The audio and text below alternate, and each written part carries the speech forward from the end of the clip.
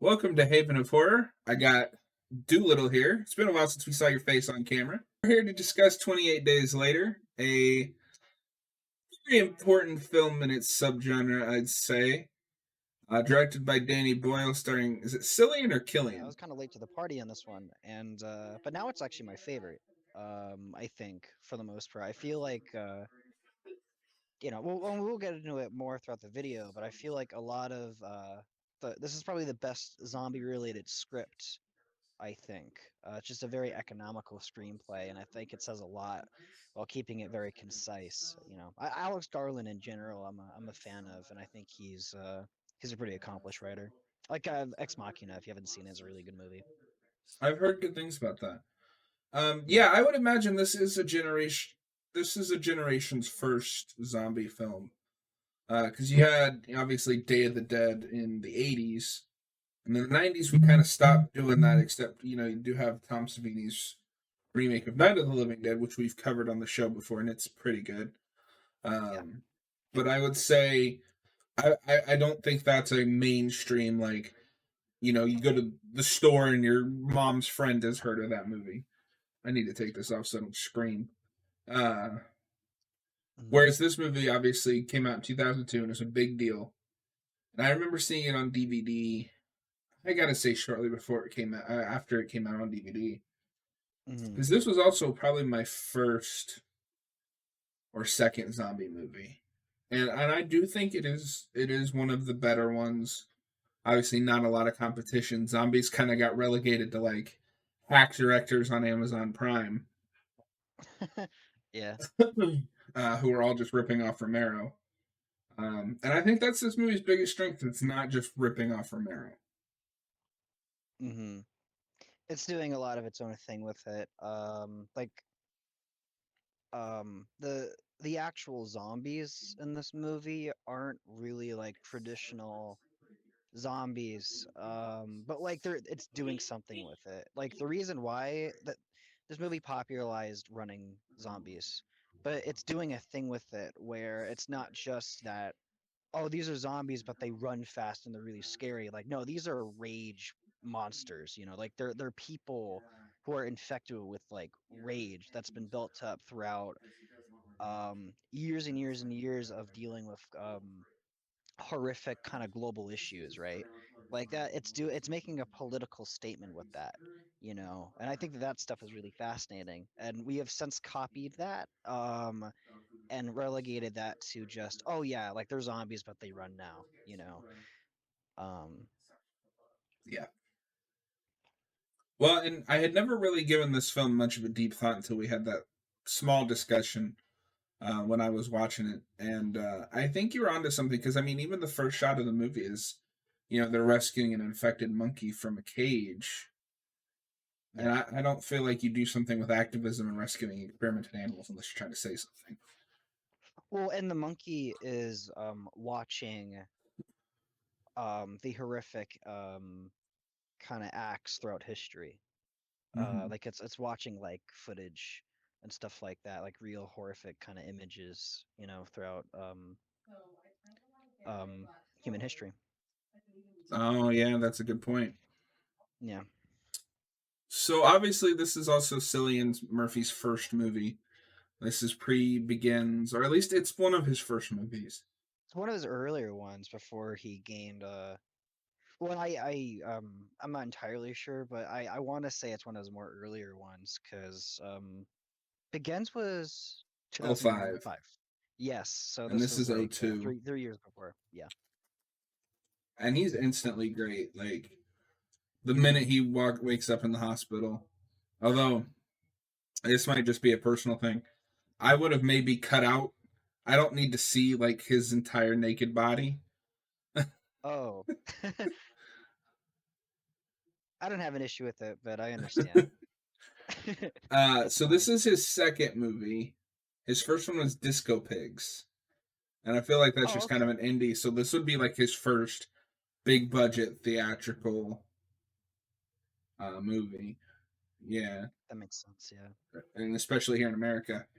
I had no idea he was Irish. Yeah, I pointed that out to you while watching it that he's Irish, but his English accent's very believable, which is Yeah. cool. Um. So I guess the first thing to start with is this movie doesn't look like any other movie I've ever seen, for better Hmm. and worse. I think the editing is very 2000s. Okay. Not in the worst way, but some of the action becomes unintelligible with the zombies because of all those quick cuts. The first person is nice, but I also think it leads to some issues like that scene where they're in the tunnel and they're like trying to fix the tire real quick before the zombies get there. Hmm. I can't tell how much time is passing because the zombies feel like they're running fast, but they also luckily don't get there until it's already fixed. Oh, okay. Um, but that was the main thing that stuck out to me. And then of course there's some shots where it's supposed to be like they're standing in front of the city, and I don't know. To me, it looks like a green screen. That's fair. To me, a lot of that stuff I like because it had a very dreamlike feel to it. You know, and kind of accentuating a lot of the kind of very real world issues that it's tackling. It's it's using those editing techniques to accentuate the ferocity and the anger of the infected, uh, and a lot of the cinematography. I I can see where you're coming from for sure, but I kind of like it because it gives it a very uncanny feel to it. There's a lot of shots, a lot of like landscape stuff that feels very like ethereal and otherworldly. Um, my favorite scene is probably where they're driving the car and you see Jim sticking his hand out of the window of the car, and you get some really nice shots throughout that sequence. Where you allow the characters to kind of breathe, even in the apocalypse. Oh, absolutely. And I think once they Yep. get out of the city, the movie looks better. I don't know what it is, if it's just the like shots they're using or the style doesn't work well with the city itself. But Mm. once they're out in the country, and then of course once you're in the military base, everything starts to look much better. And I think that style really clicks for me with the military because it gives you the sense of impending doom more so than the Oh yeah, zombies. it's a very very oppressive second act for sure. And the stuff in the mansion is gorgeous looking. I mean, it's also very like scary and dark, but it has a very nice gothic kind of feel to it. Like it looks like a Resident Evil game. The stuff with the mansion, which is cool. Um, Now I want to see what Danny Boyle's Resident Evil would look like. I'd like to see Alex Garland write a Resident Evil game, or uh, like movie or something. He'd be good for that, and he's done adaptions before. He wrote Dread. You know, Oh, okay. Dread's yeah, wonderful. Dread's a great movie. So I guess we'll start with the core cast. We've talked a little bit about Cillian Murphy. His character is very likable, very relatable, Yep. very Rick Grimes in a way. And I wonder if that, because I read this quote where they were talking about, because like we had talked about, they wanted to do a third one still, but they were afraid The Walking Dead would steal their ideas. Oh, interesting. I do have to wonder how much Kirkman was aware of the stuff that he's kind of straight up stealing. Yeah. Oh, sorry, my mic went out. It's kind of a different context, but definitely, our characters' journeys start the same way, where they wake up um, from a hospital bed, and they see that all life has kind of changed around them, doing different things for sure, but it's the same kind of general principle of the thing, which is interesting. And I think also like thematic stuff, for sure. A lot of the stuff with the military base feels like something that Kirkman um, not exactly do, but would like he would go to those places in the Walking Dead comics. Those were like really, really dark. human kind of condition stuff, you know. Well, and I mean that's what most good zombie movies are about. Yeah, I was Um, just gonna say, because Kirkman is also pulling a lot from Romero stuff for sure, and even going as far as, as almost calling The Walking Dead Night of Living Dead, before um, realizing that it would be kind of he couldn't own that, you know, he can't trademark that. But that's interesting. yeah, that is interesting. Because I've always felt like out of all of the zombie stuff I've seen, that's I don't want to say ripping off, but most people rip off Romero. Kirkman is the one that got what Romero was saying. Oh, for sure, yeah. I think Kirkman does a great job, and I think you know we're talking about 28 Days Later, but just really quick, I feel like Walking Dead is like Great American Novel in panels. You know what I mean? Like it's just so good. Yeah. So, how do you feel about our other two main characters, Selena, who, if you don't remember her name, you will by the end of the movie because Cillian Murphy shouts it about 100 times, Selena, yeah. and teenage girl, I forget her name, Hannah Hannah. That's it. and her father, who unfortunately passes right before the second act of the film. No, it's right before the third act because it's right. The Oh, military you're right. shows up. Okay, I guess I'm getting my acts messed up. Yeah. No, you're right. You're right. You're right. Um, yeah, but her father has a real presence in the movie. Um, right up until that point. Yeah, Um, what was I gonna say? Yeah, I like Selena. She's a cool character, and it's cool to see Naomi Harris in this role. Before seeing her in other stuff, like now she's like Monty Penny in the Bond films, which is really cool. You know, so that's cool. I don't think the actress who played Hannah went on to do anything. I think she's just a musician now. But I thought she was pretty good. You know, she did her job for the film. Um, I think the discussions that Jim and Selena have uh in the beginning of the film, I thought a lot of that stuff was interesting and sort of how they kind of led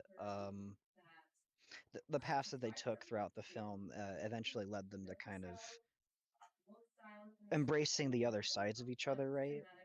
Which I thought was interesting. yeah, Yeah. yeah. So I looked her up, and you're right. She's only done 3 movies. Um, Okay. one of them, and one of them came out 16 years after 28 Days Later. Oh wow. Yeah, so like she's, I guess, mostly a singer now under Betty Curse, which is the dumbest like pseudonym I've ever heard, but whatever. It's Okay. English. Who knows? I think she's good. She's got this naivety to her about the way the world works now. I like the dad. He's nice, but not afraid to be firm when he needs to be. Yeah. I don't know how I feel about his death scene because it all feels very contrived. I didn't have a huge issue with it because I always say that contrivances that work against the characters is ideal, you know? Okay, interesting. Uh, but because I mean, well, let's put it this way, like it would be kind of contrived if like right at that moment we figured out the cure for the infection and got us out of that. I feel like the fact that it ended the way it did, um, I think was like a very firm kind of slap, you know? Um, I also, I also think that what his death means to Jim is really interesting. Even going outside of the logistics of it all, I like that we're talking about fatherhood, you know, Mhm. and Jim trying to find a father. Movie's definitely doing stuff with that, where you know Jim wakes up, goes to church, trying to find an authorial kind of voice for reason, you know, and then he finds a priest, doesn't like that father figure, you know, and then like his real father figure's dead. Hannah's father kind of becomes a father figure to him, and like during the convenience store scene, like he's like kind of trying to guide him. looking at kind of the beverages, the alcoholic beverages, stuff like that. Um, the general, the military dude, becomes a father figure to Jim, but a very twisted, demented father figure. And then by the end of the movie, Jim kind of just becomes his own kind of figure. You know what I mean? And I think a lot of that stuff is really strong and interesting. Um, you know, kind of using this kind of apocalyptic situation to measure um who we are and um kind of what we value, both in ourselves but in the people we look up to, and finding out that we can be our own people at the end of the day. Yeah, definitely, and I definitely noticed some of that on this watch through. I hadn't seen this Yeah, in years, and I definitely pick up on a lot of the stuff easier now. Um, absolutely. Yeah. I think it was smart to have them devote time to like looking for his parents for that character arc. Now, Yeah. obviously, there's infamously like four endings to this movie, and in every ending but this one, Jim dies. Do you think that would have been a Yes. better cap off? As he learns to be his own father figure and then gives his life to save, let's say, the surrogate daughter? Hmm. I think I think it would have come full circle, which would have been really cool. I think that would have been really interesting to see it play out like that.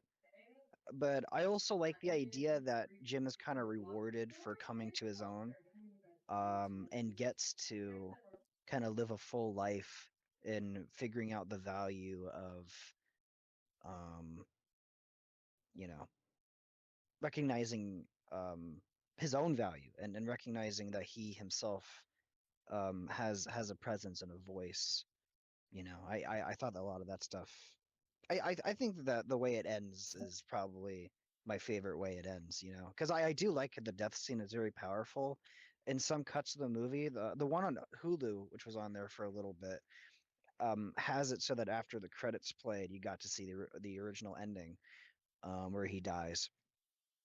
But I like the ending we have here instead, in my opinion. I think they made the right call. I can agree with that.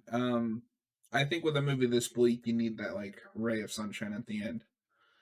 Well, we are Yeah. running a little low on time, so we're gonna get to the military stuff because that's the other big thing. Christopher Eccleston is terrifying in this movie, and I wish he got to Oh, play real villains more. absolutely. He's great in this movie. And a lot of the stuff on the military base is horrifying. It's not too far from what would actually happen. And I feel like the something this movie is doing really well is it's a very nuanced take on toxic masculinity, examining a kind of fraternity kind of atmosphere like this, like a military base. And you see that the people, the soldiers within that base who, um, that they mock some of them for having more kind of feminine kind of like Jesus, features, more feminine kind of features or whatever, and they like have them dressed up in like feminine kind of uniforms, um, you know, and there's like the kind of sexism that's addressed is also very like brutal, and realistic, and the stuff with like and them wanting to take the girls as sex slaves is just absolutely horrifying, you know. Um, and again, it's addressing the kind of human condition stuff, that a lot of great zombie material touches on, but this one, and this one's no exception. Like this is very brutally like, you know, toxic men in this situation would absolutely do something as despicable as that, you know. Um, yeah, I thought all that stuff was handled great. The social commentary of that was really really strong. Yeah, the third act is very much, I think, Boyle's take on the Day of the Dead situation. Yeah. If I had to compare Eccleston to anybody, it would be Rhodes in Day of the Dead, just not as overtly insane. That's fair, yeah. In this movie, he's much more subdued, but the guy is um like So far gone. I don't want to be in the same room as that guy. That guy's terrifying, you know what I mean? He's great, and I wish he got to play more antagonistic roles like that. I wonder if he has he? I'm not sure. I don't know actually. I mean, I know he played that goofy elf in Thor. Yeah, and I that's don't know how actually that really turned good out. casting. He was Malekith, yeah. Yeah, That would have been really good casting. yeah. It would have been. I feel like yeah, because I mean, a lot of the stuff he's been in, I've never even heard of, Hmm. and he does a lot of TV. Right on. But yeah, I think he's really good in this movie, and he plays for a nice foil for Jim. Um, and Yep. it's nice to just be able to see Jim get to be the hero because throughout most of the movie, Selena is kind of the hero of the story, doing like she takes care of Jim and keeps the group safe and fights the zombies. Well, now Jim is kind of stripped of all that and has to outsmart them. Yep. He goes all Batman on them in the mansion, which is pretty crazy. It's awesome. He's like rampaging them. Yeah, and it's funny I say that he was almost Batman in Batman Begins. They auditioned him and did a screen test with him as Bruce Wayne. Um, I would have been interested to see how that turned out, but I like what we ended up with. So you know. yeah, if you see the screen test, I can understand why they didn't cast him as Bruce Wayne. So I guess the last thing I want to touch on is the one thing I think that makes this movie unique, even amongst all of its, oh, we're just doing this, but not as smart clones. The virus in this is terrifying because there is no. It's so potent. Even a drop of blood and you're fucked. Yeah, yeah, it's like very, very easily transmittable. Uh, I mean, that contagious. It's very, very contagious. yeah. Well, transmutable, same thing. Yeah, yeah, Um, yeah. that I think is the scariest idea in this movie. It's just like out of any zombie movie, this is the most that where it shows just the one slip up and you're fucked. Yep, and I also think the people killing people line is a really scary concept.